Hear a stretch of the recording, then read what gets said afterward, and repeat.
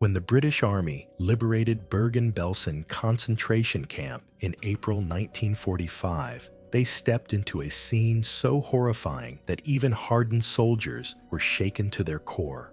Thousands of rotting corpses lay unburied across the grounds, the stench of death choking the air, while skeletal survivors clung to life amid the devastation.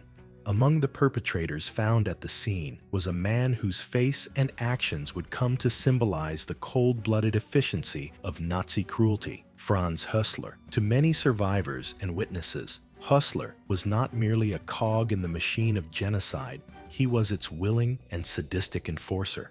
From his beginnings as a mere cook in the SS, he rose to become one of the most feared officers across multiple camps, including Auschwitz-Birkenau and eventually Bergen-Belsen.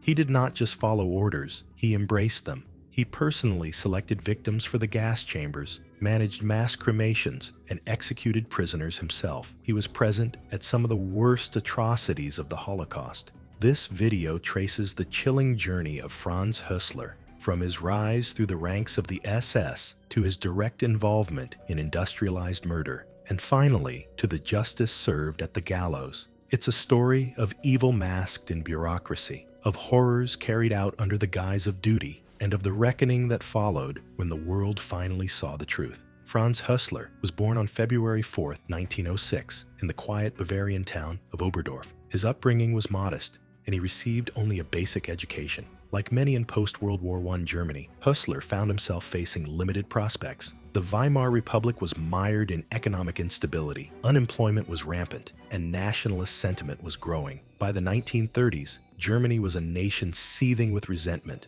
fertile ground for radical ideologies. In 1932, amid the turmoil, Hössler joined the National Socialist German Workers' Party, NSDAP, commonly known as the Nazi Party. That same year, he also enlisted in the Schutzstaffel, SS, a paramilitary wing that would soon become one of the most powerful and feared institutions of the Nazi regime. Like many early SS members, Hössler was not highly educated or ideologically sophisticated, but he was obedient, ambitious, and eager to prove himself. His career began as part of the SS Totenkopfverbände, Death's Head units, assigned to concentration camps. In 1933, he started working at Dachau, one of the earliest Nazi concentration camps. This marked the beginning of a trajectory that would see him move through the most notorious killing centers in the Nazi system. While his role began in menial positions, including working as a camp cook, his diligence and willingness to follow brutal orders quickly made him stand out. By the outbreak of World War II, Franz Hössler had become entrenched in the SS machinery of repression and extermination, ready to take on even more horrific responsibilities. Franz Hössler's name is indelibly linked to Auschwitz-Birkenau, the largest and most notorious of the Nazi extermination camps. After his earlier work in Dachau and other camps, Hössler was transferred to Auschwitz in June 1940. Initially, he served in administrative and logistical roles, including overseeing kitchens. But soon, his responsibilities darkened, and his capacity for cruelty became fully visible. One of his first acts of direct participation in mass murder came in 1941, when he helped organize transports of prisoners deemed unfit to work under Action 14F13. This program, a twisted continuation of the Nazi euthanasia policy, involved sending thousands of sick or disabled inmates to be gassed in psychiatric institutions. In October 1941, Hössler personally escorted 575 Auschwitz prisoners to Sonnenstein, where they were executed in gas chambers. In June 1942, he played a key role in the execution of 168 Polish prisoners after an uprising in Auschwitz's Werkspunishment block. Witnesses later described him as calm and methodical as the shootings took place, an administrator of death, not merely a participant. From September to November 1942, Hössler was in charge of what became known as Sonderkommando Hössler. His unit exhumed over 100,000 corpses that had been buried in mass graves near Birkenau. These bodies, mostly Jews who had been murdered in the early gas chamber experiments, were incinerated to hide evidence of genocide. Under his leadership, prisoners labored day and night amid rotting corpses and ash.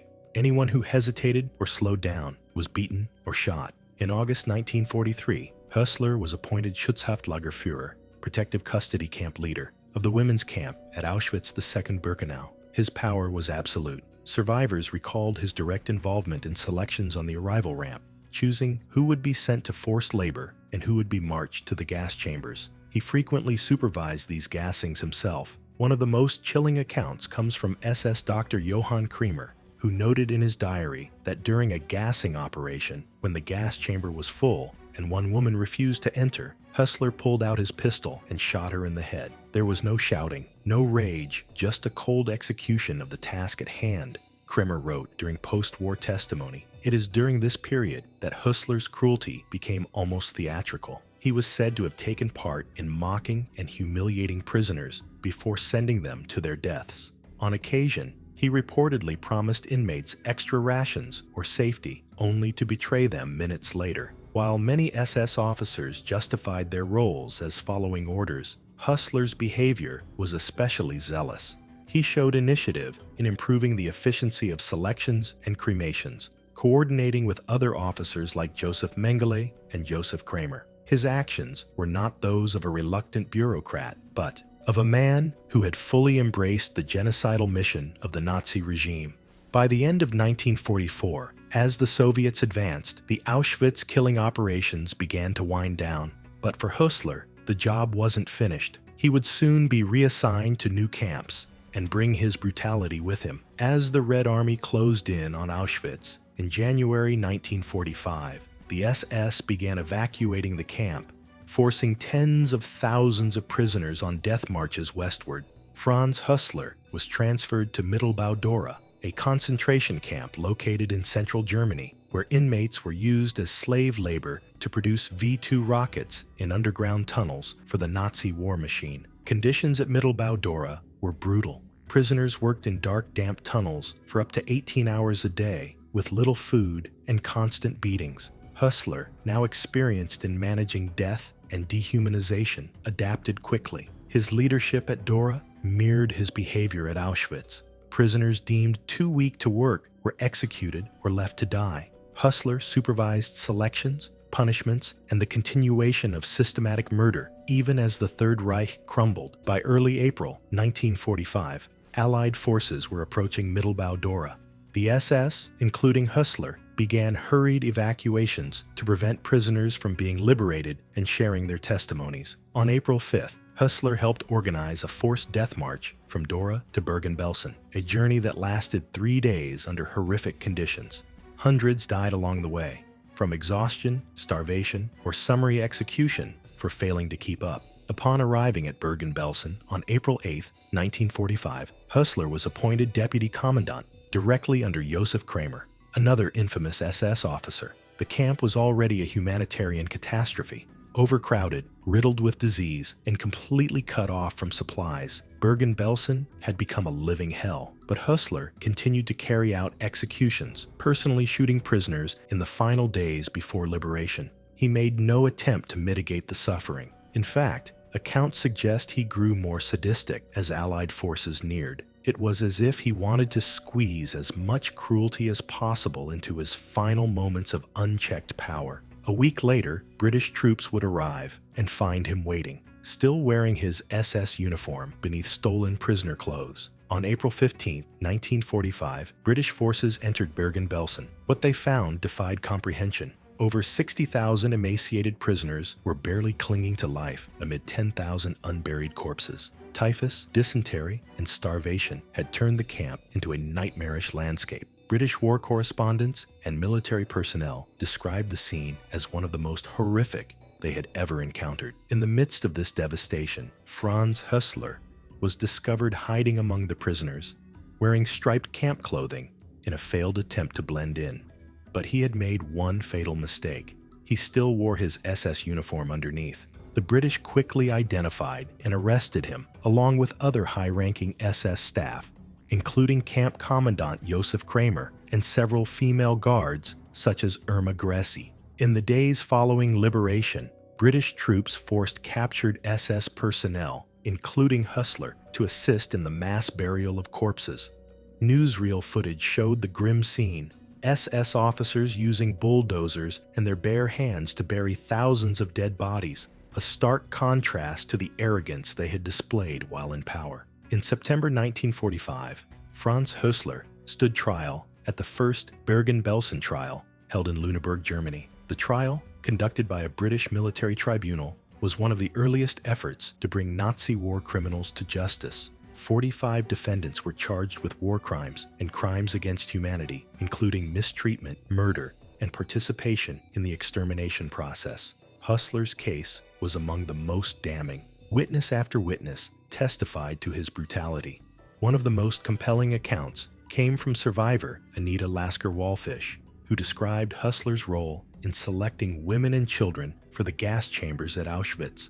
Other witnesses recalled his active participation in shootings at Bergen-Belsen, his vicious beatings, and his mockery of dying inmates. Hössler attempted to defend himself by claiming he was merely following orders. He portrayed himself as a low-ranking functionary caught in the machinery of war, but the court rejected this argument. His extensive involvement across multiple camps, his direct participation in selections, executions, and management of extermination operations made clear that he was not a passive participant. He was an architect of horror. The trial lasted several weeks, attracting international attention and setting a precedent for future war crimes tribunals, including the Nuremberg trials.